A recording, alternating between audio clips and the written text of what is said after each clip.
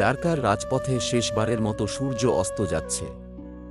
ভগবান শ্রীকৃষ্ণ একটি বটবৃক্ষের নিচে শুয়ে বিশ্রাম নিচ্ছেন। হঠাৎ একটা তীর এসে বিঁধল তাঁর পায়ে। সেই তীর জরার হাতে। কিন্তু এটা কোনো সাধারণ তীর ছিল না। এটা ছিল ভগবানের লীলার শেষ অধ্যায়। কৃষ্ণের পবিত্র চরণে রক্ত ঝরছে, তাঁর মুখে শান্ত হাসি। আত্মা যেন আকাশের দিকে উঠে যাচ্ছে। আর ঠিক তখনই সমুদ্র গর্জন করে উঠল। এক বিশাল ঢেউ এসে গ্রাস করল সোনার দ্বারকা। মন্দিরের চূড়া, সোনার গম্বুজ, রাজপ্রাসাদ সবকিছু একে একে জলের তলায় চলে গেল।